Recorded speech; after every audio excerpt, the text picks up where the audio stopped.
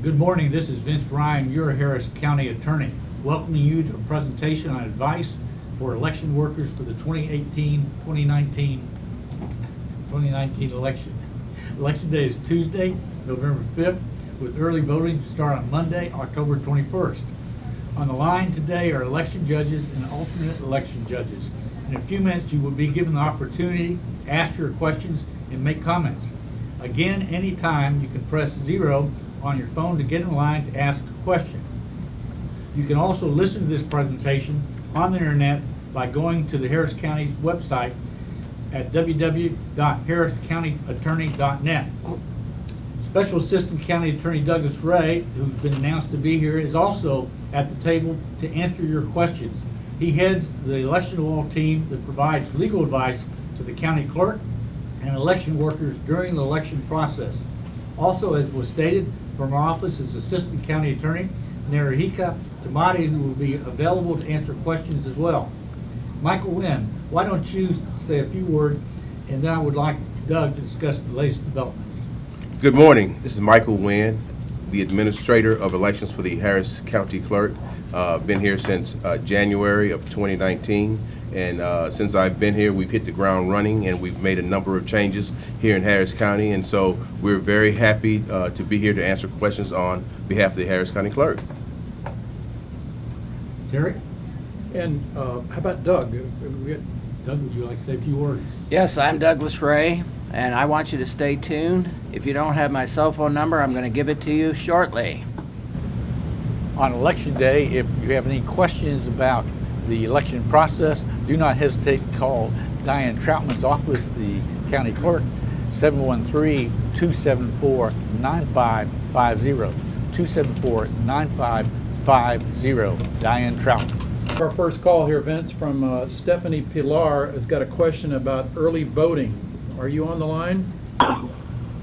When we close each night, do we have to unhook those dials On early voting. and the JDC?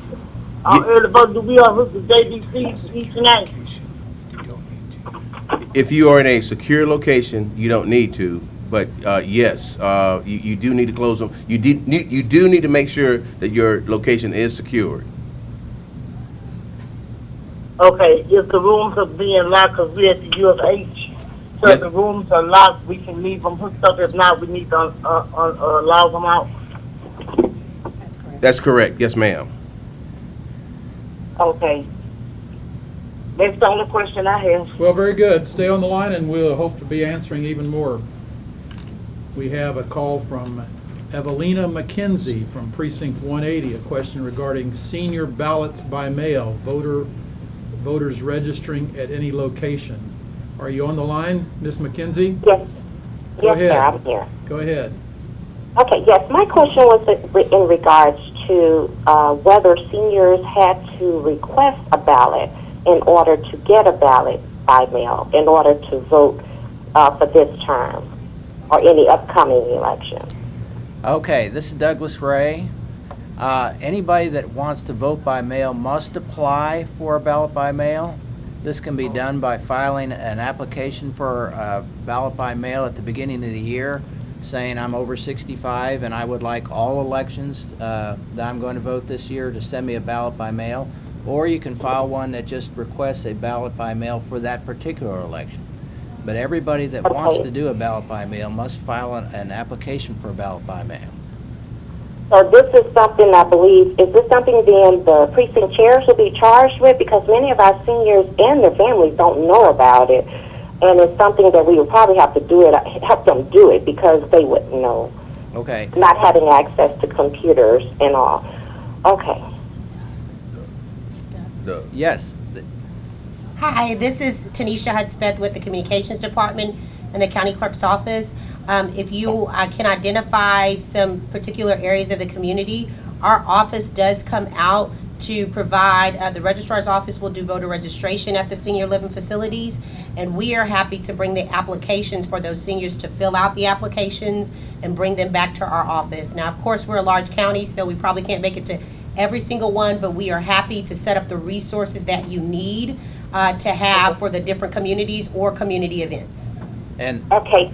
Can I get the phone number or the location so I can come there Sure. to get it, or? You can reach our department, the communications department, at 713-274-9550. I'll give that to you one more time. 713-274-9550. My name again is Tanisha, so if you contact anyone in that department and you want to get applications this week, we are very happy to get those to you, as the deadline is Friday, and all applications have to be received in our office by Friday, October the 25th. Received, not postmarked.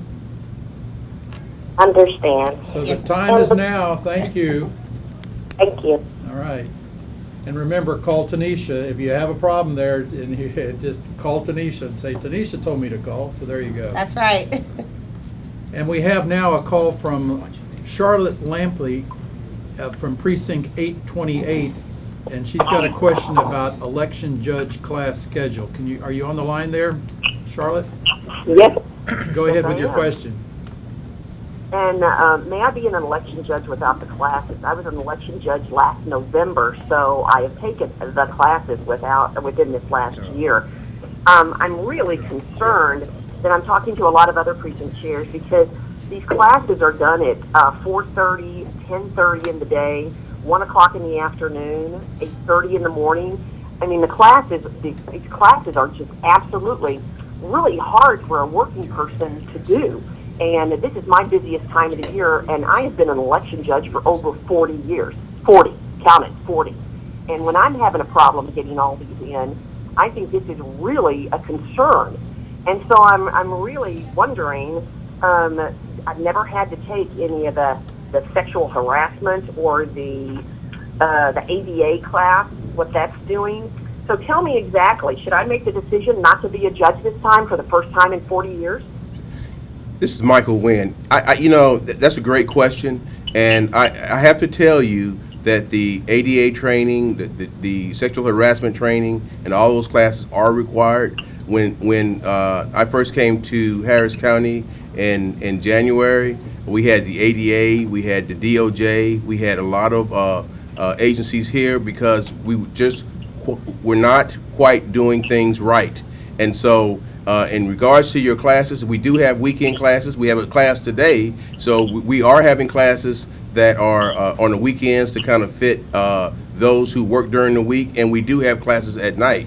So those classes are required, and so I would really hope that you would take advantage and still be one of our election judges, because with 40 years of experience. Well, that's really great, but they're full.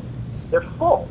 So I've sat down there and spent quite a bit of time trying to find one that's on my side of town, and I'm not going to go to Baytown. I'm not going to go across the other end of the earth to go through it. So, I mean, you need to really look this, because I know you're having trouble putting election judges in there, and this is one of the reasons. So, hey, heads up. And like today, people work on the weekends too. So this is just really been a real problem. So I have Wes Hart here, my Director of Logistics and Training. He can answer some of those questions in regards to your training. For the November election, we had a lot of challenges getting locations reserved. October's kind of tough because there's a lot of things going on. So we tried to divide the county into 4 quadrants to make it convenient for everyone. And something that historically has never been done in Harris County is classes on Sunday. We even teach classes on Sunday from 1 to 5, so that people with churches or anything like that may choose to go. But if you'd like, I can give you my email address and give me a call, or you can call my office. Yeah, Charlotte, if you got a pen there, Wes is going to let you. I do. We're going to get you Okay. into a class because we want you to be a judge. This So, is really, all right. really a concern. And I would like to ask, by whose definition the ADA training is mandatory, and the sexual harassment? Who's doing that? Is that coming from the state, or is that a federal requirement, or is that something that's just come out of Diane Troutman's office? This is Douglas Ray. You may recall that about 3 years ago, the Department of Justice filed a suit against Harris County alleging that our polling places were not accessible to people with disabilities.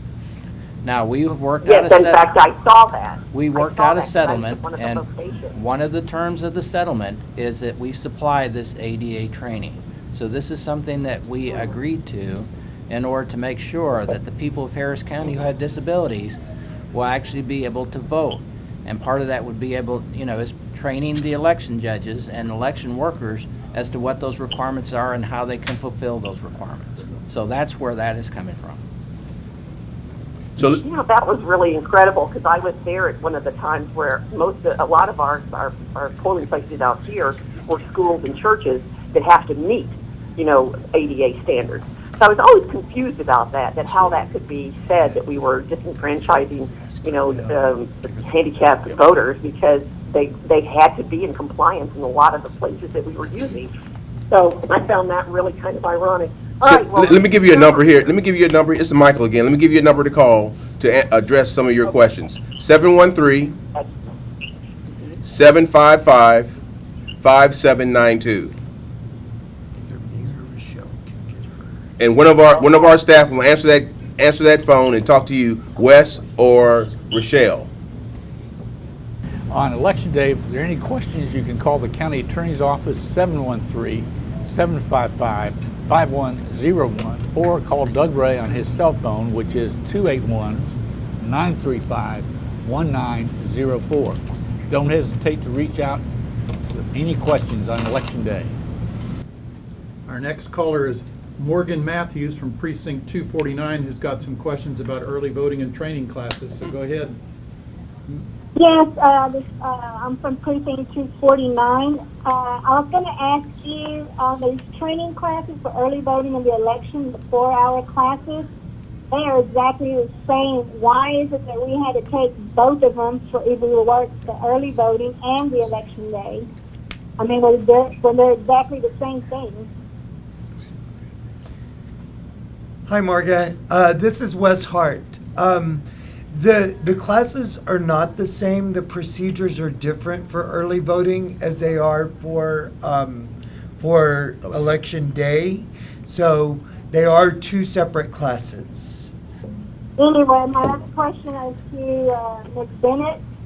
Has the voter roll cleaned the voter roll at all concerning the P.O. boxes, addresses? Can you do that a little louder? This is Terry O'Rourke. Ann Harris Bennett's right here to answer your question. We need you just a little slower. Yes. Has the voter roll been cleaned up concerning the P.O. boxes? P.O. boxes. The P.O. box addresses that they were using? Okay, this is Douglas Ray. I think the question is that it was discovered that some people were registered at a post office box, and your question is, Correct. what have they done to remedy that situation? Yes. My understanding, the election law allows folks to be able to. Go ahead louder. Okay. Good morning. And thank you for your question. As I read the code, the election code, I think it does allow folks to have a post office box. We look at the fact that we have folks who are in the military who use post office boxes as their a way to get their mail. In many locations, folks don't trust the mailbox outside of their house. So people are allowed to use post office boxes. Yes, the law basically requires that if you don't have a physical address at which you can readily identify where your residence is, you can use a post office box as long as you supply information basically describing where it is that you live. We know that a lot of post office boxes or locations are used by people that we would ordinarily describe as homeless who are registered to vote, and they receive their mail nearby where they are usually located, and that's a perfectly permissible under the law. And when we've looked into this before, what we discovered is that there are people who are transient, they're homeless, they're out of the county for an extended period of time on business, and they use the post office box as their registration address. Their intent is to return and reside in the precinct where they have their post office box. And under those circumstances, the law does allow that. And we've looked into that, and But there were so many excess registrations that were all in one location. So I'm not understanding how you're saying it's okay for them to register with PO Box when half of these people had physical addresses. Why is they supposed to be using their physical address? well, as far as we've been able to determine, the physical address and the post office box were in proximity, so that it would be permissible to register at that location in order to register to vote. The law does allow for that sort of thing. All right, we're going to Joe Perlotti in Precinct 70. Joe, you got a question about the electronic notebook check-in. Yeah, on day of voting, now that people can vote outside their precinct, and we had the trouble the last couple of times, we lose connectivity for periods of time with the network, which will make us unable to verify if that voter has voted already. Do we have to suspend voting when we lose network connectivity, or do we make them vote provisionally until the network comes back? I see some problems with that, and and I got a follow-up question, but go ahead and answer that one. Go ahead, Michael Wynn. Joe, great question. Yes, we did experience some challenges in our May election. We have put some safeguards in play for this November election to allow us to have better connectivity. We have, of course, the wireless cards, and then we have what we call the First Net Responders Network through our NP70, which will allow us to have better connectivity. But to answer your question, we do not suspend polls. You will continue to vote voters. It will replicate, and we will be able to show that information on our home monitor and also all the e-poll books that are in the field. The follow-up question is, since people can go outside their precinct, comes down to translators. People can show up from anywhere, and we don't have coverage for them. What are we supposed to do? It seems kind of nonsensical to vote anywhere and then have us, based on our local population assumptions, to have translators. But if anyone can come vote in our precinct, I think we're going to have some potential problems with translators. This is Michael again. That's another great question. So what we have done here at our home office, our central location, we have translators in our call center. And so if there is a problem out in the field and you can't get an immediate response, you can call in and we'll have translators on duty to handle those phone calls. Okay, so we call in and put them on the phone then. That's correct. Okay, that's helpful. Very good. County phone. All right, thank you, Joe. So, Thank you. I think we've got Jerry Wald on the line right now from Precinct 126, and he's got a question about e-slates and breaking the seal. Jerry? That's correct. This is Jerry Wald, and I've had this discussion with Mr.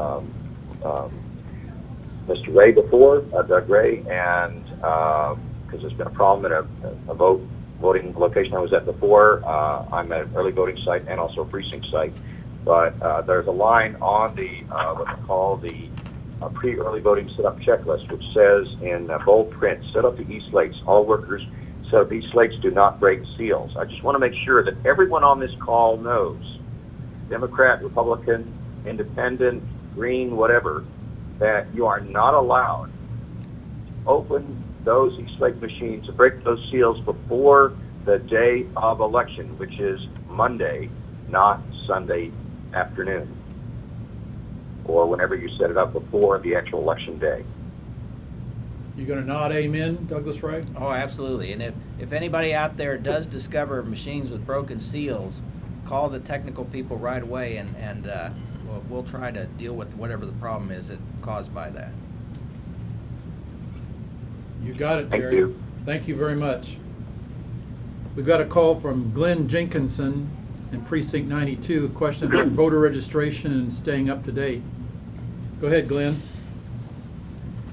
Thanks for taking the question. The way it is right now, I know you have new Wi-Fi hotspots that are going to be in place at the election locations, but that helps with connectivity, but it doesn't do anything to guarantee that the system is updating in a very rapid way who's voted already. So a person could cover and vote in multiple polls in a very short period of time, and it not show up in the registrar in a timely basis to prevent people from multiple voting.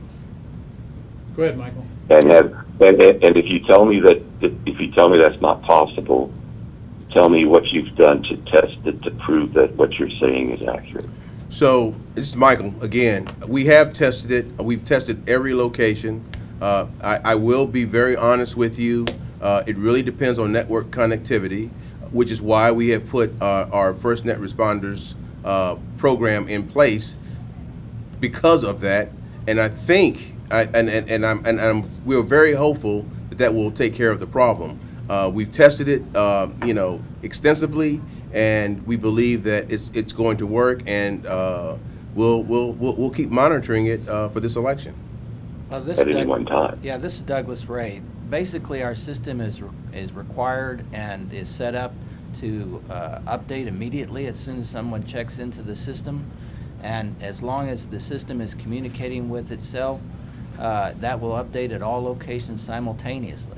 So our system does comply with the law. I've sat through lots of meetings where I've heard descriptions of how they upgraded the machine since May, and how they've upgraded the system and how it's scalable, and how they are going to assure that there is good communication to all locations, and that the servers and the system that is required to update complies with the law.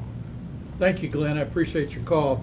We've got a lot of people on the line waiting, so if you are, remember to hold on, because we're going to answer your calls. We've got Uk Nguyen from Precinct 132 has got a question about training of new election judge. Go ahead. Hello, good morning. Thank you for taking my call. My name is Uk Nguyen at SRD 132K. I have a question. Up until this year, we do have a lot of training, and also the new people have to go to employment agency to get a job. Look like, and also we have to work. The clerk has to work split shift AM and PM, and that means we require a lot more new people. I try to recruit some more people. However, when they found out, they have to go through so many training, and they have to apply for new jobs. Remember, this one is not a job to fit their family. It's not a full-time job. Why they have to go through different places to working only a couple of weeks, only 2 weeks? And we are going to have a short-handed at so many places. I wonder, before they make this change, does the Harris County have any thinking before they make this one? That's my first question. Please go ahead and answer that, and I have another one, please. So all early vote clerks and judges, the clerks, excuse me, I misspoke. My name is Wes Hart. All of the clerks are working split shifts, and this is to accommodate the longer voting hours, because now that the polls are open 7 to 7 for Monday through Saturday, and on 1 to 6 on Sunday, it involved a significant amount of overtime. So working the split shifts was not an option because we have to eliminate all of that overtime. We are at about 99% fully staffed for early voting. We have probably down to 8 locations that are missing 1 staff member. And it has been a challenge, I agree with you, And we've done as much as we can to mitigate any inconveniences to the early voting judges and clerks. All right, thank you. Karen, excuse me, can you go ahead and repeat that, because we're having a little difficulty on the line. Just go ahead again. What is that? Before about Texas Election Code 61 and Texas Election Code 85, which states that prohibit voters from wearing apparel bearing images, words, or insignia relating to any candidate who appears on the ballot in a previous election. Texas Election Code 61, 003, and 85036 prohibit voters from wearing apparel bearing images, words, or insignia relating to any candidate who may appear on the ballot in a future election. On page 125 of our early voting training manual, we are told, "Voter wearing a political shirt, button, or hat, what should I do?" A voter can wear a political shirt, button, or hat in the polling place as long as it is not for the current election or candidate on the current ballot. For example, a voter can wear a shirt, button, or our current president on it because the president of the United States is not on the current ballot. I need a clarification on that. It seems to be at odds with each other. Yes, that is kind of at odds with each other. Basically, if you're the judge and somebody walks in with a political shirt on, what you need to do is to, under the circumstances, try to determine whether that is trying to make any statement about the current election or any issue doing with the current election. So, for example, if you have somebody who walks in who's wearing a Make America Great hat, and the parties are not on this particular election, the president's not in this particular election, it is not an issue in any of the things that are being voted on in the current election, you may determine under these circumstances that it would be okay to wear that hat in the polling place during this election. Basically, there are two different provisions. One that prohibits wearing any kind of doing any kind of electioneering, any kind of wearing any kind of button or shirt or anything like that, which advocates some position that's on the ballot, like vote for this guy, vote against this proposition. That's prohibited. But in addition to that, there may be statements that are more broad, that are political statements, that would be electioneering and would have some statement having to do with issues that are on the election, even though they don't address them directly. And you'll just have to look and see what it is the person has on to see if that is what they're trying to do, trying to influence somebody's voting one way or the other by wearing that particular apparel while they're inside the polling place. Essentially, think about it this way. Inside the 100-foot limit, the voters should be allowed to go in there and try to cast their vote without any kind of influence from any other person as to how they should cast that vote. So if what you're seeing is some kind of position, some kind of representation, something where one person is trying to cast influence onto the other people in the polling place by what he's wearing as to how they should vote in that election, that should be prohibited. But you'll just have to go kind of on a case-by-case basis and observe how what it says and how it's presented before you make that determination.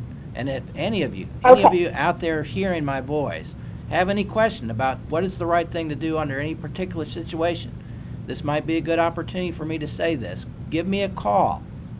Give me a call at my office number.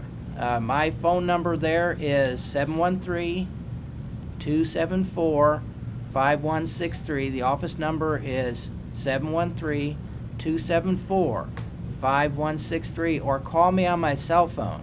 Now, call me on my cell phone anytime that you need any help. If you're looking through your stuff tonight and you say, gosh, I have this question, go ahead and give me a call. I might be watching the Astros play and not be in the best of moods, but I'll answer your phone call and I'll try to give you my best advice. And that cell phone number is 281-935-1904. That's 281-935-1904. And if you didn't catch it this time, I'll probably repeat these numbers later on. All right, thank you so much, Karen. We're going to go on. I think we've got Linda Barton on the line from Precinct 6:59, and it's got a question about multiple training of early voting and election day. Linda? Yes, yes, sir. How are you? Thank you for taking my call. Thank you. 2 questions. Thank you, sir. 2 questions.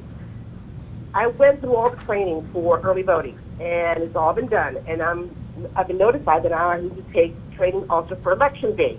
And like somebody else said, I think it was Charlotte on the call, it's a redundancy. You know, it's going through 4 hours of my Saturday to go through training that I've already done in the past.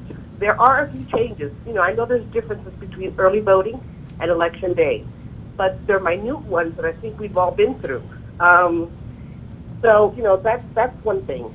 And the second thing is the payroll. They're having to enter all their information, all of my information of all my 12 people that are working on the e-slate, on the e-poll book. Then they're going home and they're going on the computer and entering it for resource staffing. And then on top of that, the county's saying that we have to do the green sheets and fax them into the office. Again, redundancy. What's the correct procedure? So what we are doing for this election is for early voting, hi Linda, this is Wes Hart. Yes, Wes. What we're doing for this election is you'll still continue to fill out your green time sheets as you always have, and you as the judge will be signing off on that. However, we are electronically sending the data to the different employment agencies, the temp agencies that we've contracted with. So the purpose of the green timesheet is just to ensure that there is no data problem or anything like that before we go completely live and completely electronic for early voting and election day. We want to make sure that there's no bugs or anything like that before we get done. Okay, we've got Joan Newhouse from precinct number 906. She's got a position of election clerk on election day and want to comment about training. Go ahead, Joan. My first comment is, I'm sorry if this is an elementary comment. This is my first time as a judge. I have filled, I know that I need additional clerks. Are clerks appointed to me if there are vacant positions? Election or day? Am I expected to recruit all the clerks? Joan, are you an election day judge? Yes. No. The clerks are not appointed, but the presiding judge of the location usually works with the alternate judge to select the clerks to work at the location. They are not appointed by the party. Only early vote clerks are appointed by the parties. But if you need Okay. help. So the judges are responsible for filling all the clerk seats, and Harris County does not fill empty clerk seats. We do have lists. You can contact your judge coordinator, and we can provide you with the list of clerks that have worked either that polling location or worked in that area, so that you can call them because they've done it before. So they'll be in our system. So bottom line, Joan, is we will help you if you can't find a clerk. Okay. So then my next question is, I attended the training on Saturday, October 6th for presiding judges and alternate judges. Can I assume I received all the training that you require and that the ADA modules and sexual harassment modules were included in that training? can you clarify which class you were in? What There was was a the- judge it was an election judge class. for Procedures presiding class? And alternate judges on Saturday, October 6th at the ETC. No, that is only a election judge procedures class that is taught. So you still need to take the online class, and you will also need to take the ADA training. Is that also online? No, ma'am. The ADA training is conducted at different sites throughout Harris County, and all of your clerks will also be required to take that training. Okay. So then I wanted to comment on the election day versus early voting. When the day that we took our training, it was specifically for election day. However, we were about 45 minutes or an hour into the training for election day, and we were looking at our binders and saying, you're not following what's going on in the book. And actually, the book they had given us was the early voting book, and so we got back on track. But I only am mentioning that because for those who said that the trainings were exactly the same, they may have incurred the same problem that we had incurred. Okay, thank you. Thank you for your call. All right, we have John Burson from Precinct 784 has got a question about open poll on each precinct. Go ahead, John. Yeah, John Burson here, Precinct 0784. Good morning. How are you? My question is back to the one with the P.O. box, is what it really is, as an address. If I understand what you guys was explained, is that the P.O. address as a P.O. is given, and then the county, based on after talking to him, assigns a precinct. Now, I'm an election judge, also a judge during the election day. Two questions, I guess, but they're back to back. Individual comes in to the center that I'm now, the precinct, with a P.O. box, because the question is, do you still live at this address? Do we ask them that, and should we follow that and ask them to describe their place of it, where they live, or do we just say, yes, I still live at P.O. Box Umptium? My second question is, now that this is open to the whole county, I have an individual coming in from a different precinct, P.O. Box, same situation, basically.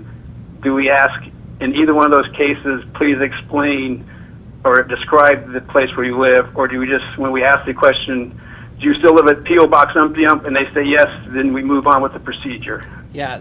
I'll be quiet and listen. This is Douglas Ray. Basically, the procedure should be when somebody comes in is to ask them, is this still your residence address? And they should say yes or no. If they say no, then ask them to provide you with the correct address and have them fill out the statement of residence. If they say yes, this is my residence address, then you just process them through and let them vote. Okay, so basically, and that's true, it's the residence of okay, so basically a PO is acceptable and we move on, is what you're saying. Well, no description of actual location. Yeah, that's a process as part of the voter registration process, not part of the check-in but voting. The question should be, is this still your address? And if they say yes, then you proceed to check them in. And if they say no, then you have them fill out the statement of residence with the correct new address. Right, because the way I understood you explained it is, if I understood you right, is when they were actually, like you said, registering as a PO, you ask them a question that makes sure that they live close to that PO box. Is that correct? Well, basically what we do is we review the application to see if it provides adequate information to register them to vote. Right. And make a determination on whether the information is complete enough or not at that point. Okay, and the PO box has to be in Harris County, correct? The address that the person is registering at as their residence has to be in Harris County in order to register to vote in Harris County. Right. Okay. Okay. All right. Thank you. We've got Christy Baird on the line from Precinct 190, and a question about a new payroll system on the e-book. Go ahead, Christy.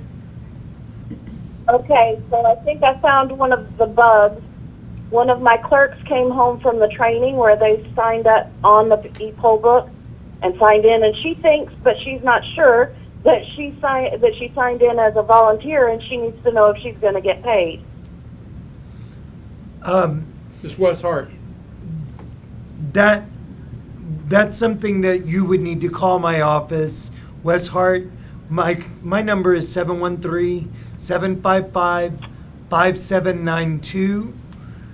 And I apologize if I don't answer your voicemail right away. if I can't, but I will get back with you. That's something that we need to look at, and I can fix her profile if that's the problem. Thank you. Thank you, That was Christy. it. Thank you. All right, we now have from precinct number 259, Deborah Adams, who's got a question about an employee who is not signed up for training or signed up for with the employment agency. Go ahead, Deborah. Thank you for taking my call. I have an employee on the roster for early voting, and she hasn't had any of the training, nor did she sign up with the temporary agency. I have a clerk who's had the training for election day, and I was trying to find out, is there a way can I replace the one who hasn't had any training with the one who's had election day training, because she's had ADA training and election day, and she's an experienced clerk also. So how do I handle it? Because the one who hasn't had any training seems is not going to work at all. Okay, Deborah, this is Wes. How are you? All right, sir. Yes, that would be okay, but I'd like to know what clerk is going to be available so we can place them in another location to fill a vacancy. If you could just circle back with me today, I'll get you. I want the clerk's name that you're taking out so that I can be sure we get them set up the way they need to be and all of that, but you're welcome to make that change. Okay, because the one without any training, she's not going to work. She's not interested in working at all. And I don't know, she might decide to work election day, but for early voting, I wanted the one who has had training to come in. And I also have a copy of the forms for the temporary agency. Would it be okay to go ahead and use those to get ready to submit for payroll? Yes, sir. We'll get yes, ma'am. No, we'll get those fixed right away on Monday morning with the temp agencies. Okay, all right.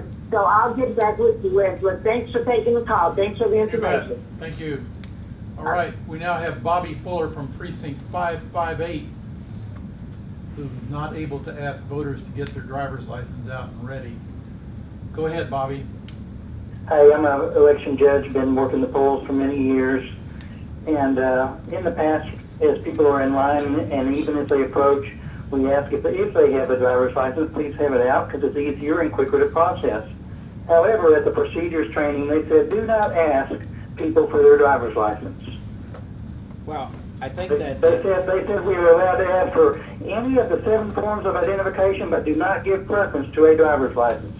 Now, I think that's absurd. What are your thoughts? Well, as far as what the legal procedures are concerned, any of those 7 types of identification are perfectly acceptable. I agree. To tell people that they need a driver's license, which is what they hear when you say that, get your driver's license out, they might say, well, I don't have a driver's license, all I got is my passport here. What we don't want to do is to give people the impression that whatever legal and acceptable form of identification they have is not acceptable. So there's nothing wrong with saying, please have your identification ready, please have your identification out. Don't try to give preference to the driver's license. I know it's actually the best one to use, and you all know it's the best one to use. And there's nothing wrong with saying, get out your identification, and most people, I think, will take out their driver's license if they have one.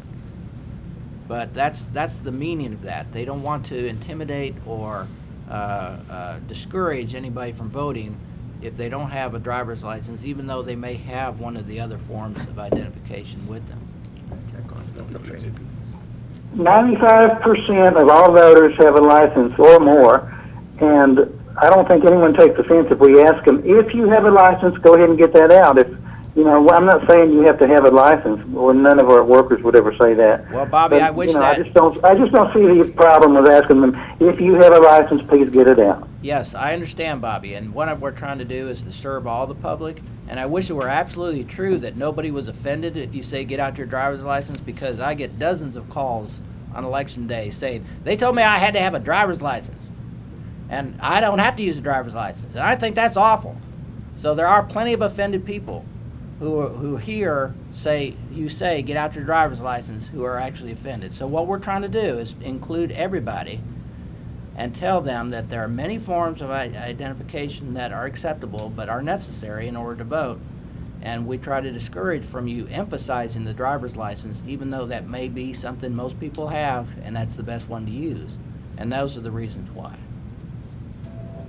Thank you. All right, thank you, Bobby. And then we got Vivian McKelvey on the line from Precinct 582, and the question about the availability of the ADA classes. Vivian?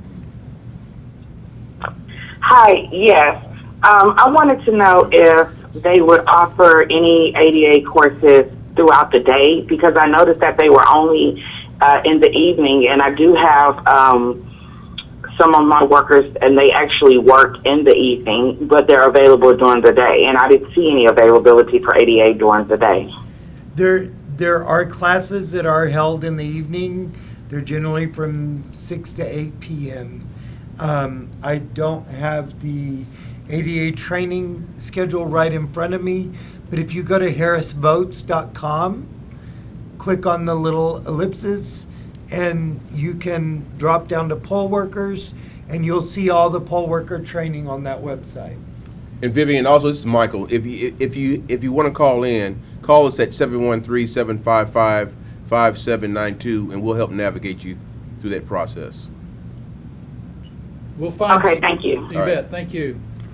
And we've got Rosalinda Lucido on the line from precinct number 62, has got some questions about materials for ADA compliance. Go ahead, Rosalinda.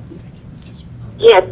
I was just wondering on the delivery of the cones, if we had, like, someone had said a water fountain or a trash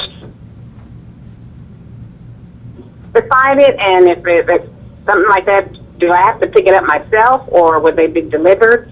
And I mean, this is like an 8-foot wide hallway, so there's plenty of room. So I believe you've been in contact with Crystal Contreras, and no. About, is this for early voting or is this for election? No, regular election day. My apologies, I misunderstood. This is Wes Hart. So when you do supply, when you go to supply handout, they will go over the measures that are required for your location, and and there will be some materials there if you need extra. So you can work that out with them. Is there was a survey done on the ADA stuff that passed or didn't pass, and do we get a report or for us or for the building administration? I'm not the ADA coordinator, but it's my understanding that for each location there were documented things that needed to be done. They took photos of problems and how they would be remediated, and it's a very extensive thing.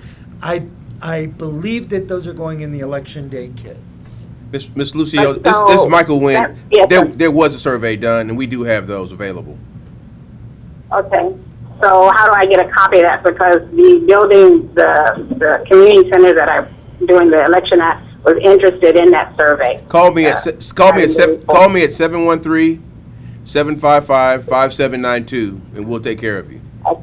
I'm sorry, and your name again? Michael Wynn. Michael Wynn is the head of the entire election system for Dr. Diane Trotman, the county clerk. So Michael will take care of your problem.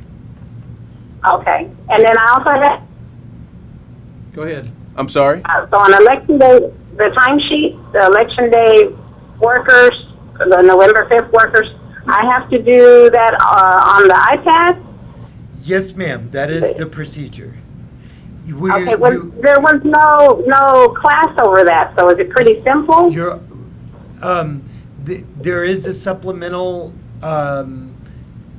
what we call a job guide that will help you through the process, because it's very basic, but you're also still going to continue to fill out the statement of compensation.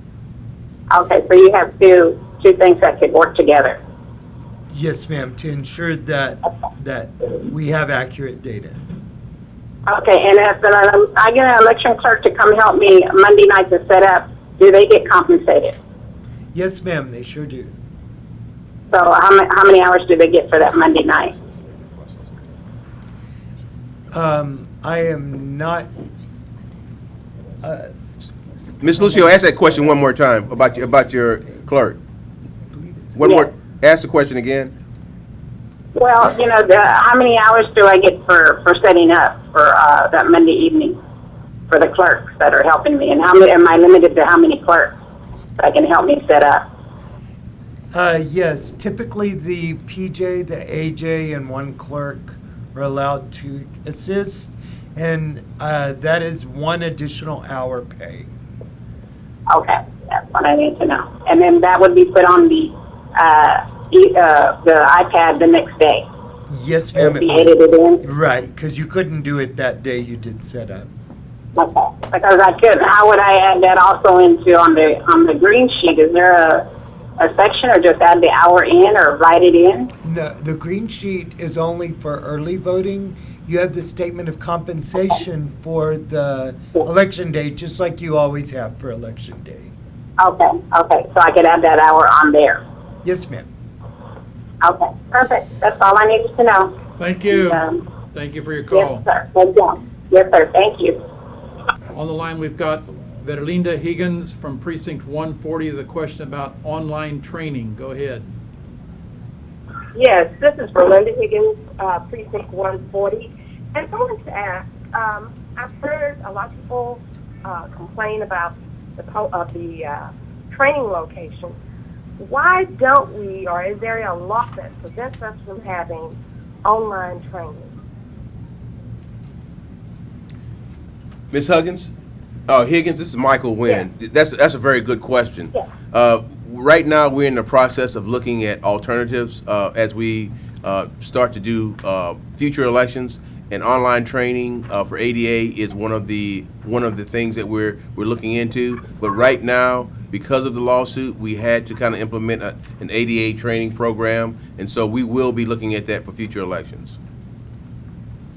Thank you. All right. Thank you. Thank you for your call. We've got Patricia Moreland from Precinct number 98, training on e-poll books. Go ahead, Patricia.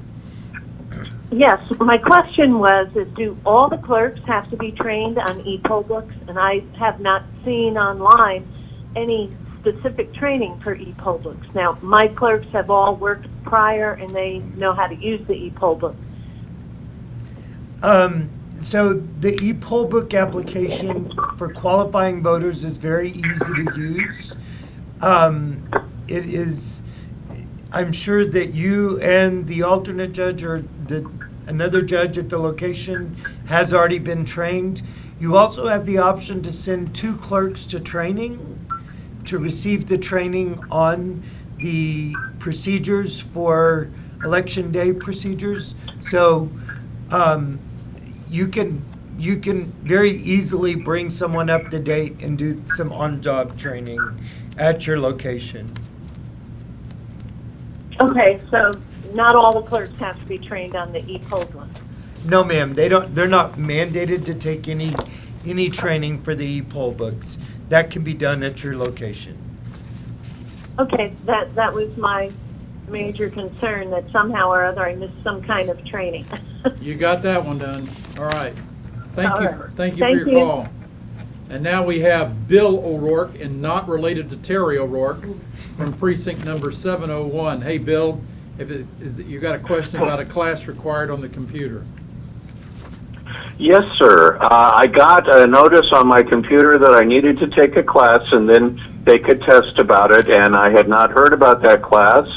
I called down, and it required to get onto that class some information that I didn't have, some numbers of some kinds.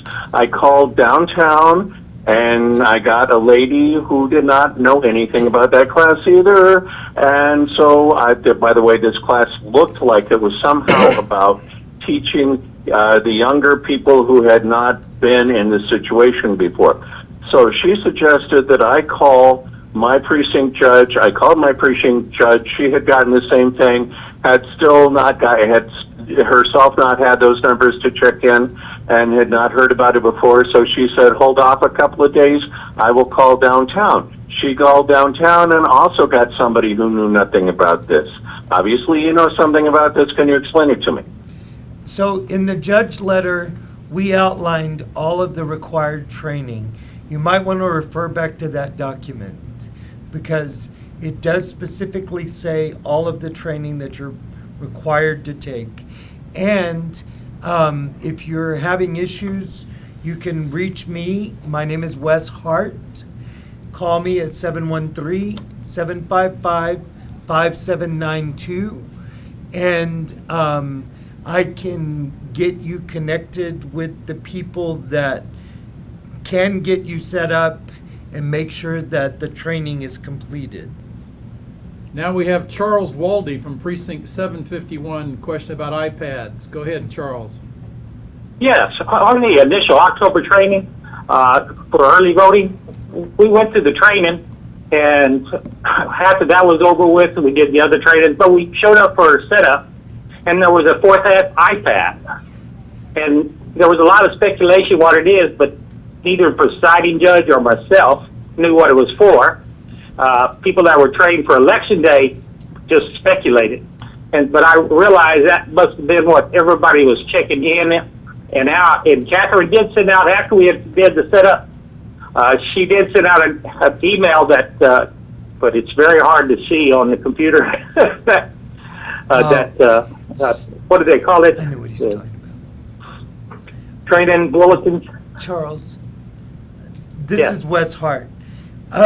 This is, the additional iPad is for time and attendance. And, that's probably going to be, your location may require extra equipment because it's a busier location. So you're talking about early voting, correct? Yes. Okay, so in your supply cabinet, I want to say it's on the top shelf. There is a document that outlines step by step of how to use the e-poll books and also the time application. Okay. All right. We'll look for that. Look for that because Thank you. sometimes those things fall behind when they're getting moved around, and so someone thinks they're missing supplies, but it's actually falling behind something. Go ahead, we've got this is Greg Cowan from Precinct 356 on the line. Go ahead. Greg? Hi, Greg Cowan, Precinct 356. So, questions. First one is, I'd like to know the phone numbers. On Election Day, if we have a problem or a question, what phone number do we call? Hi, Greg. This is Michael Wynn. Great question. In your manual, if you go to your tech support, you'll see a telephone number, 713-368-4001. Okay. Now, you said tech support, and so that takes me to my second question. If we have problems with the equipment itself, do we call a different phone number for those technical questions? Call the same number, tech support. Okay, so we call tech support if somebody says, I'm registered to vote, but I'm not there. Can you check it? And we call county. We call that same number. Okay, no, there's a different number that you call for those type of questions, Wes. So that's okay. So that's my first question. When we have questions on Election Day, as the presiding judge, and we need to call county, what phone number do we call? Well, this is Douglas Ray. It depends on what your question is. If you have a question about the proper application of the law, you call me. If you have a question about voter registration, about whether somebody's registered to vote or not, you call the voter registrar's call center. If you have a question about the proper procedures having to do with your judge's service, back a second. Do you have that phone number? That phone For the number. voter. That phone number is. Well, hang on a second. We'll get it for you from a tax assessor collector. Okay. Hang on a second. And here's Ann Harris Bennett, your voter registrar. Okay, that number would be 713-368-9922. That's 368-9922. Okay, and then for technical questions, it's 713-368-4001 if we have problems with the equipment. Third question is when we open the polls, in the book it says we're supposed to call in, but there's no phone number given to call in to say that we're opening the polls. What number should I call for that? On election day, Yes. you would call 713-755-5792 to let us know that you're open. 713-755. 5792. And that's on page 13 5792. of your election day procedures training manual.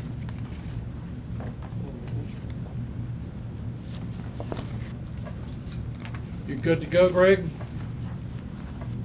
I have a few more questions, if I may. Go ahead. Unless you need to take. Go ahead. Go ahead. The next question is last time we had an election, we had some improper activity taking place in the polling area, and I need to know who do I call when something like that happens? Okay. And I have a whole list of shenanigans that occurred. Okay. But what do we do when there's problems? Okay, if it's something that the election judge is not handling or is having trouble handling, I am the presiding judge. I need to know who to call. you can call either, you can call Mr. Wynn or you can call me at those numbers I've given you. We have people, if necessary, we have people at the county attorney's office who can actually go out to your polling location and assist you in handling whatever problem that you're having. If you need to report something that you think is a violation of the law, we can have people go out and investigate. We can take statements. We can talk to people. We can try and straighten out whatever the problem is. I would urge you first to contact the election department, and if they don't have a solution that's satisfactory to you, or if they think that they need our assistance, they can give us a call too, and we can send people out. So if you have a problem, if you're seeing shenanigans as you're describing, and you think you need people to actually support you on site, give me a call. I will get with the election department. We can send people out there that will be able to help you out. Mrs. Doug Ray you're talking to, so Doug, give them your phone number yet again. Okay. Greg, you ready? The office Yes. number that you need to call is 713-274-5163. If you call that number, leave a message so that I can get kind of the gist of who it is that's calling and what their problem is. Or you can call my cell phone number. The cell phone number is 281-935-1904. That's 281-935-1904. We've been providing this service for about 10 years now. It's been very successful. There are some things that it's best to have people actually on the ground to observe what you're complaining about and to try to help work out a solution so everybody's in compliance. So give me a call if you're running into a situation like that. I have one more question, sorry. And that's on the ballots. We're required to post 2 copies every ballot in all languages. So one's supposed to be by the greeters table and another one back by where the, but since we are doing county-wide, then are we going to get copies of every ballot to post? And are we going to get that in every language? Because we could have people come in from every different language-speaking group. In your supply kit, there is a sample ballot, and it covers every single race on Harris County's ballot. So it's not individual. So if I understand what you're saying, it's going to be a universal ballot. So it's not going to be the actual ballot for our precinct. It'll be a ballot that has everybody there, even the people that we're not necessarily voting for on our ballot, but it might be on someone else's ballot. Yeah, Is that correct? That's correct. What you got to remember is that a person could walk in from anywhere in the county, and when they check in, Right. a code will be generated for the JVC Yeah. that will call up their specific ballot from wherever they're at. So they'll only Correct. get a ballot that it will include the stuff that they're entitled to vote for, no matter where you are in the county. So people may walk in there and say, I don't see that I'm getting to vote for mayor. If they live in Baytown or out in the county someplace and aren't actually in the city, their ballot won't actually appear with those races for the city. Right. So that If they could live happen. in City Council A, they're not going to be able to vote on City Council B. But what you're saying is you're going to have a universal ballot that shows A, B, C, D, E, F, G, et cetera. That's all, correct. all on one ballot. In the past, this is new because in the past we've always had a ballot for that precinct that is the ballot for that precinct. But the ballot that we're now posting is not going to be the ballot that anyone is going to see because it's going to be a universal ballot that has everything on one ballot. The ballots that you've always been given have always been the universal ballot. There's always been just one sample ballot that's distributed to everybody at all locations, and so that's always been true.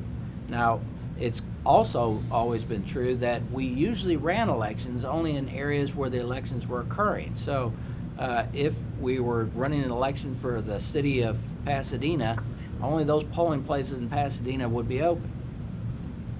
So that the election ballot would be universal for everybody, but it'd be a little bit more specific than what we're seeing here. And this will be true, and it's been true in every election I've been associated with. The sample ballot includes every race on every ballot everywhere, and is not specific to the polling place that we are supplying it to. We've never been able to generate sample ballots in that way. A person can go online to harrisvotes.com, fill in their specific voter registration information, and electronically pull up a copy of a ballot that's specific for them so that they can print it off if they want to and bring it with them, and they'll have that with them. But the one that you're going to post on the wall, that's a universal ballot, and that's basically always been true. Okay, thank you, Greg. I want to thank you. Great answers. Go ahead, good. Well, thank you for your call. We've got now on the line Vivian McKelvey from Precinct 582 on question about ADA courses. Go ahead, Vivian. Yes, I just called in and asked the same question, and I was redirected to go to the sign up for the clerk. But again, there is no ADA classes that are offered throughout the day. And so my initial question when I called earlier was that will they be extending an opportunity for any daytime ADA courses? I don't see that currently where the co-workers can sign up. It's not there. It's only in the evening. So we need basically just at least one or two daytime classes for ADA. Miss Vivian, this is Michael Wynn. I understand your frustration. Let's do this. Why don't you call us at 713-755-5792, and let's see what we can do to accommodate you. Thank you. Okay. Thank you. Thank you for your call. Now from Precinct 460, Sheila Williams. So Sheila, go ahead. You're from Precinct 460, and you've got a question about applications for student workers. Yes, I have the clerk, and but I wanted to have some high school students from the local high school, and I have been trying to find applications that I can, or something that I can submit to the principal of the high school, but I can't find them. And so what do I do, or what is the procedure so I can get these students on in time enough? Thank you very much for that great question. Panel, please answer as you think appropriate. Sheila, thank you very much. This is Michael Wynn. Very happy to help you with that. We have a young lady who works in our office. Her name is Christy Nichols, and she's handling all the high school recruitments. Let me give you a number to call, 713-755-5792, and we'll walk you through that process. And ask for Christy Nichols. Christina Nichols. Okay. And I do have another just quick statement I want to make as a judge also. And it is a reference to, like, we now have this new, I forgot the proper name for it, for the ADA, for the new machine, the new pole for them to push the button. My concern is that the judges, we already have a lot of responsibility, and I want to know why is it that we're being responsible for having to bring that to the for the turn our equipment in. When someone picks up the rugs, I mean, to me, there should be someone picking up. If they could drop those rugs off, they should be able to pick them up along with that equipment. why do we have, I just do not feel that we should have to be responsible for rugs, picking up rugs, bringing them in, and also for that new equipment. I think whoever they dropping them off, those people should be responsible for dropping them off and picking them up at the precinct. Ms. Williams, hi, this is Michael. This is Michael again. In your box, there's what you have is what we call a judge's survey. You have some very interesting comments. I'd like for you to put those comments on that survey and send that in to us, and let us look at that. Okay, great. Thank you. Thank you. Nathan Wade on the line from precinct number 140, the question about poll staffing. Go ahead, Nathan. Yes, how you doing? Excellent. Thank you for taking my call. This is more of a gripe. I see you guys are getting beat up pretty bad, so I'm have to add to it. Hey, Nathan, we get paid for this, and actually it's a joy. It really is a joy. No kidding, no kidding. That's where y'all get the big bucks, huh? Yeah, it is. All right. My question is, you set up a criteria on the type of clerks that we need to have, and I'm speaking about language-oriented, Spanish, Vietnamese, and you set a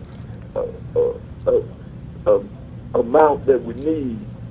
And my point is that why didn't you survey the presiding judge and get an input from them on the type of language orientation that you needed for that particular precinct?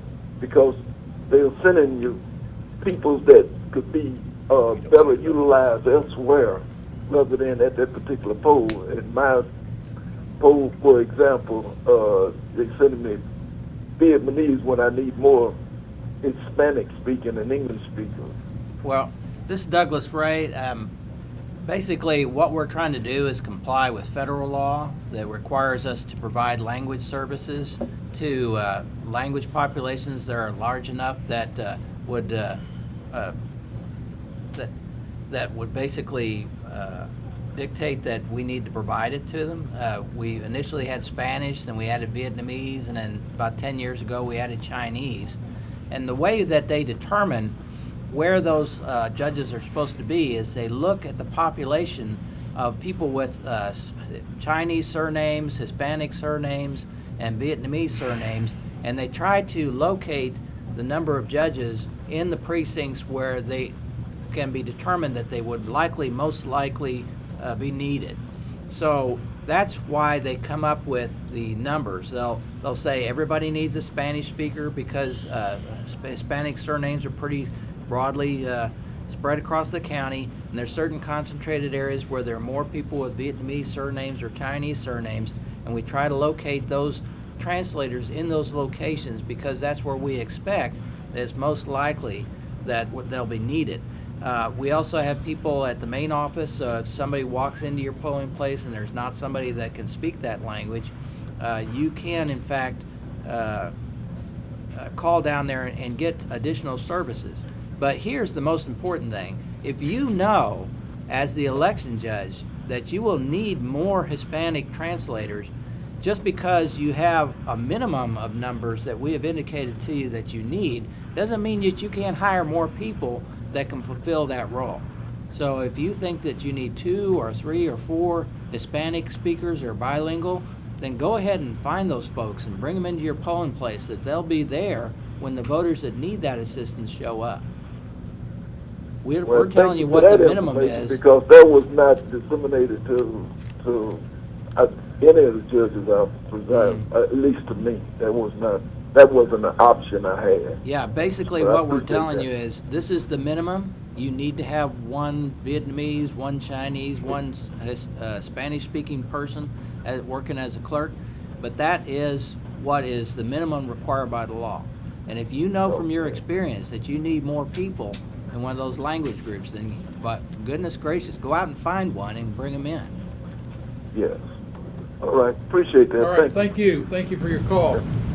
And thank you for everybody who's been listening and participating. We appreciate you calling in for our Tele-Town Hall. Hopefully these answers have been very useful to you. We've got Dennis Bacon on the line from precinct 178. Dennis, you've got a question about the determining the electioneering on Election Day. Go ahead. Yes, my question is, who has the last call on Election Day, whether, what item is considered electioneering? And then the follow-up is, if the voter disagrees with that final call, who do we turn to? Okay, good question. This is Douglas Ray. The election judge has the final call on what is electioneering and not electioneering. And you have the power to enforce that determination. You basically are acting as a judge there. You're looking at all the facts, looking at what the activity is, and you make a determination based on those facts as to whether it's prohibited activity or not. Now, if the voter disagrees with that, or if the person who's electioneering disagrees with that, then you do have the power to enforce it by ordering them off the premises, outside the line, so to speak. Now, if they disagree with that, then I would say that there are several steps that you can take. If you want to, you can call our office. We can send people out to try to ameliorate the situation. We can try to get the person to comply in accordance with your determination. If the person is actually engaged in disrupting the polling place, if there's a threat of a breach of the peace, you can call the police. The police will come out and they will follow your instructions. Well, thank you. That's very helpful. Thank you. Thank you for your call. From precinct number 841, we have Beverly Olasimbo. Olasimbo, is that correct? Oh, yes, it is. Good. Okay. I've been listening, and I appreciate the job that you all are doing for today to help clarify things that are going on. I do have a problem with those that feel that they're being inconvenienced, that they have to do extra duties. I don't recall that anyone has twisted my arm to be an election judge. I volunteered to do so. And with that responsibility, I felt that I had to do the things that were necessary to do. It's not you all's fault, per se, that the election officials, that there are incidents that occurred that have required mandates. That, yes, now we have to take the ADA training. Now we have to take the sexual harassment training and such. It has been because of incidents that have occurred. So therefore, there has been something put into place to make it right or justifiable for everyone. And the fact that some people are griping about extra duties, I understand, but that's part of the responsibility that this person has taken on. And to pull out one or two words in the in the manual, the procedures manual, to meet their particular gripe or their, particular need not met, I don't feel it's fair. And I think everyone who has volunteered in this position should use their good judgment, should understand what is at hand, and that we are all doing it for the purpose of our civic duty and for the people, to provide them a safe haven and a place to vote, cast their ballot for those things that they believe in. So that's my thing. I don't mean to gripe. I don't mean to criticize. I know some people may object to what I said, but if you have been assigned or appointed as an alternate judge or the election judge, that's a responsibility you've taken on, and everything that encompasses all of that. We don't put that on the clerks. We put it on ourselves, and then we take and get clarification from you all. And, and I appreciate what you're doing, and I hope those who have signed on for this position understands the gravity of what they have taken on, and not complain and not gripe.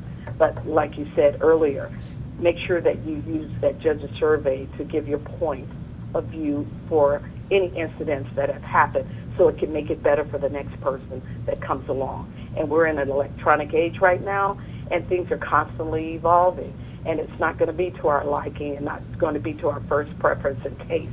So we just have to abide with it. If not, choose something else to do civic-mindedly.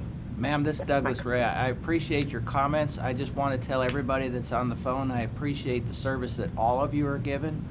I understand that a lot of changes have been made. We're going to have to adapt to them. A lot of the changes that we're going into are basically dictated by problems that we've had in the past that we're trying to correct. Yes. So things are going to be very different.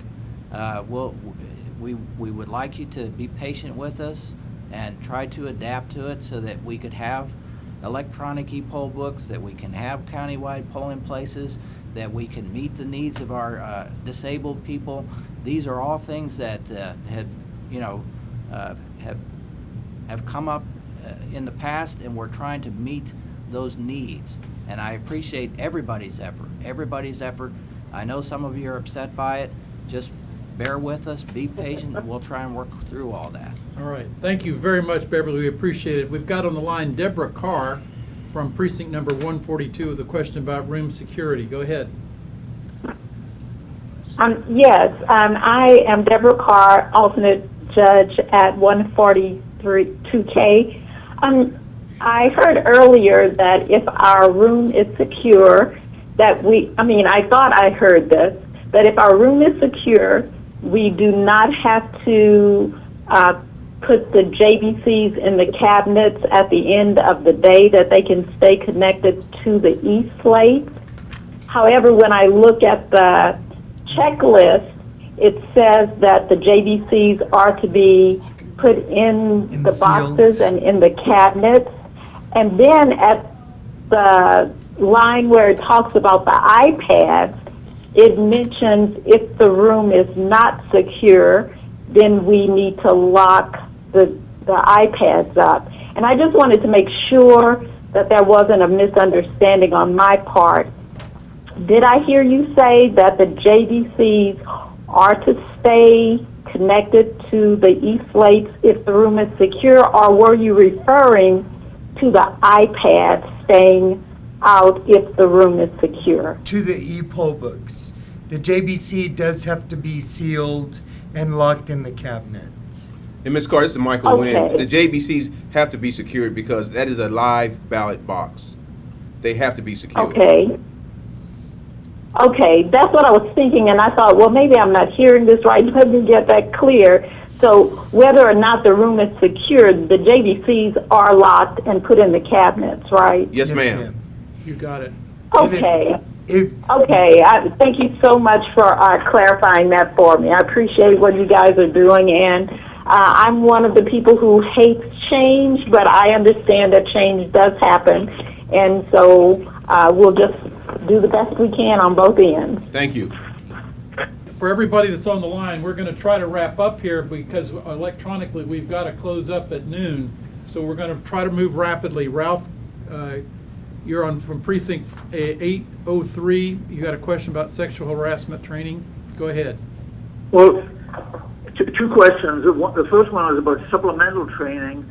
I have information in my letter about it, but I have not received my ID, and so I haven't taken supplemental training yet, and it's coming up. And the other one was sexual harassment training. I've heard about it, but I don't see any information on the letter or any emails I've received about how to take that. Okay, for the sexual harassment training, that is the online training that will be offered.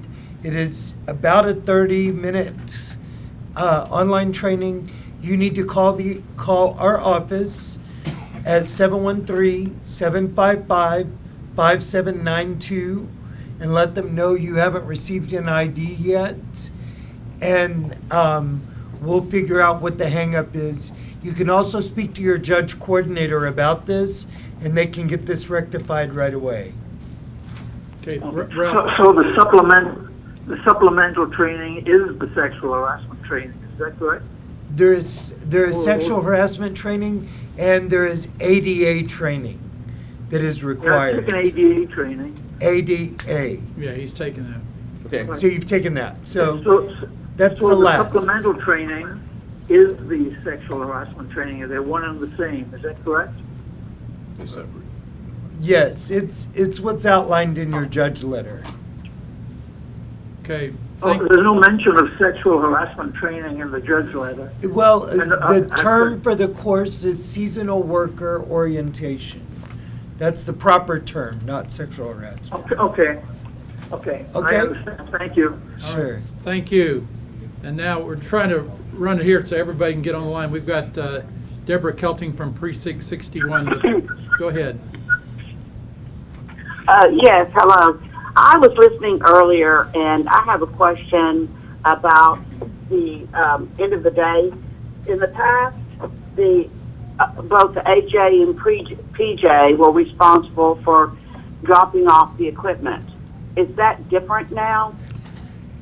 Ms. Kelting, hi, this is Michael Wynn. Yes, for the election day, at the end of the night, the presiding judge, and they can take a clerk or whomever who wants to ride with them, they can bring that equipment down to the receiving substation, and the alternate judge will close down the election day location at the site.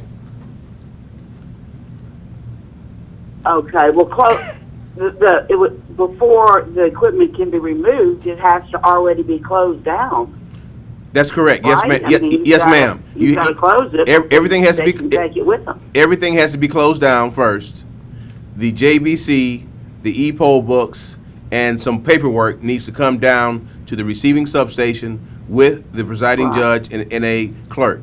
The alternate will close down the e-slates and everything else afterwards.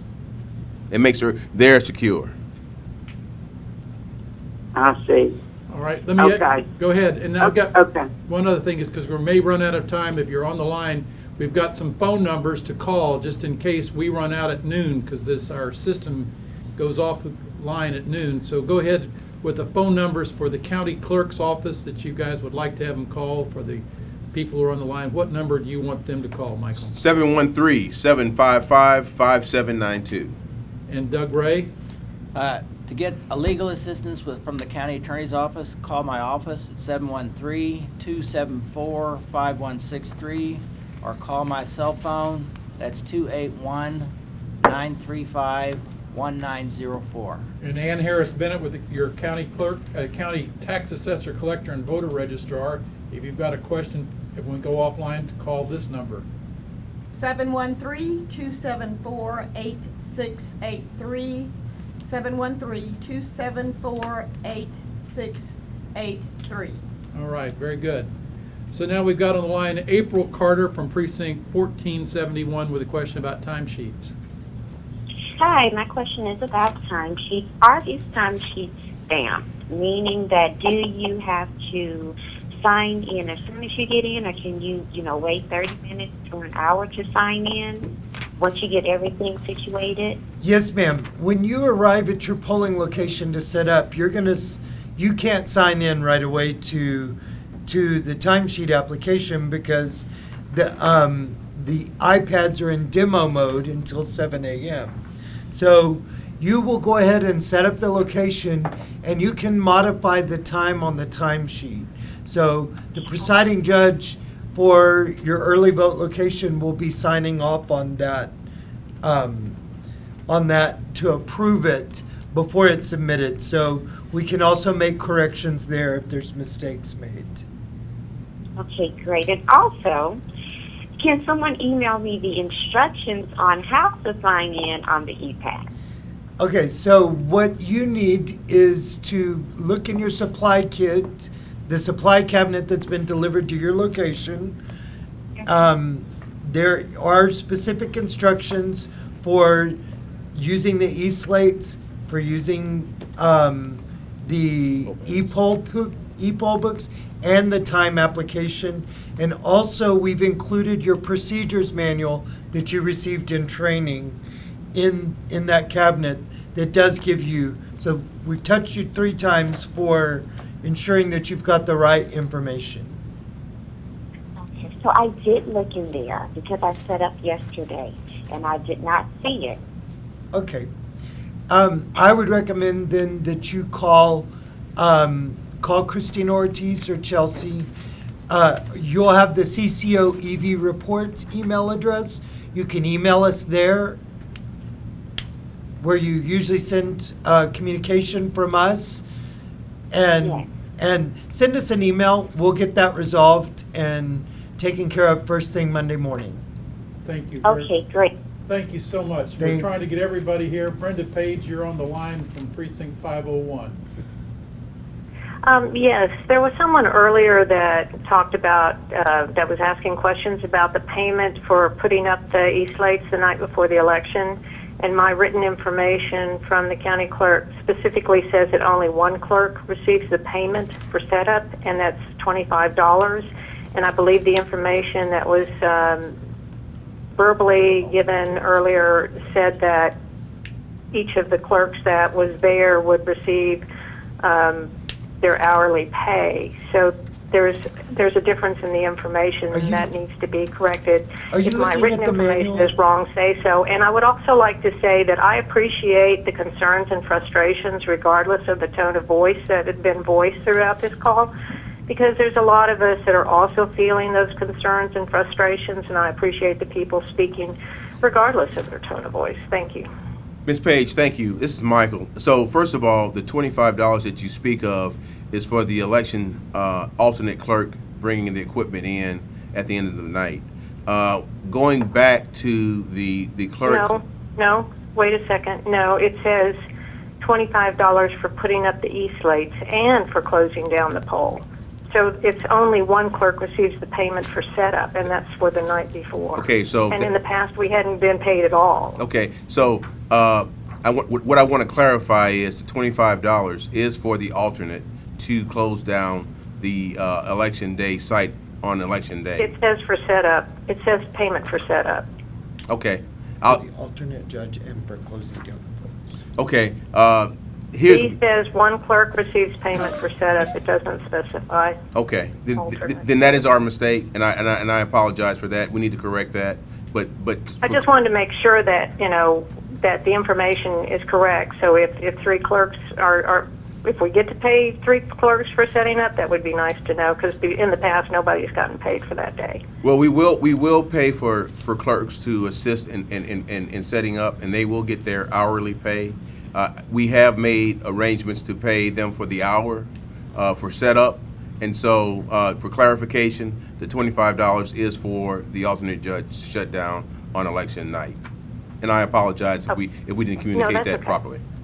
All right, I thank you. appreciate the clarification. We're running out of time, but got one left. Elizabeth Lawson from precinct 302. Go ahead. Elizabeth? Hi, this is Elizabeth. Yes, this is Elizabeth Lawson. I'm precinct 306 in Clear Lake. And I have not received my letter of appointment. And I noticed that I hadn't when my other fellow PJs had received theirs, and we talked about it. And so I called up my election coordinator, and she was trying to be very helpful about it, but I still have not received it. And she could not access the information on it either. So I don't know exactly how many election workers I can have. And I'm assuming that it's 5 because I talked to a couple other people, and so I'm just kind of going with the flow that, hey, it's 5 slots that I have. I would really like to be able to get it by email and by letter if possible. And then the other thing is that ADA training really should be offered during the daytime. I had to drive my Chinese-speaking clerk to training early because he is not able to drive at night. And that's kind of a hardship for him and for me, too, because you just don't run across too many Chinese-speaking clerks, and he's great. I've been working with him for years. The other thing, go ahead, answer those questions. I got one after that. Okay, so Ms. Lawson, this is Michael again. First of all, call 713-755-5792. Let's get you taken care of to make sure that you get first your appointment letter and any other information that you need in regards to staffing your polling location. The second thing, on your when you talk about the ADA training, you have a very interesting comment.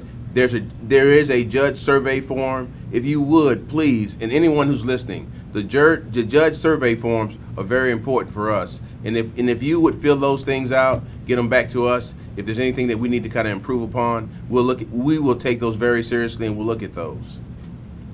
Okay, thank you. That's great. I'll be filling out that survey. One last question.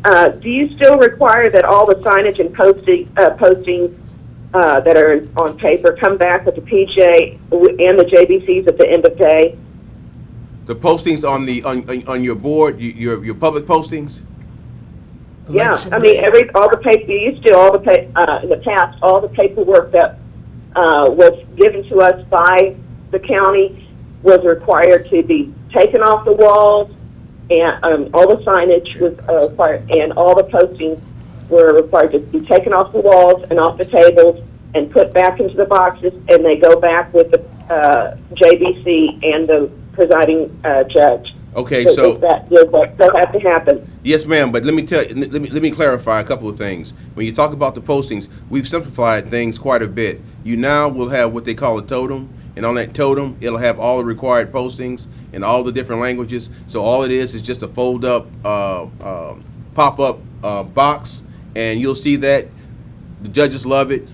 All you got to do is fold it back up, put it back into your sleeve, and send that in on election night. So we've simplified that quite a bit for our election judges.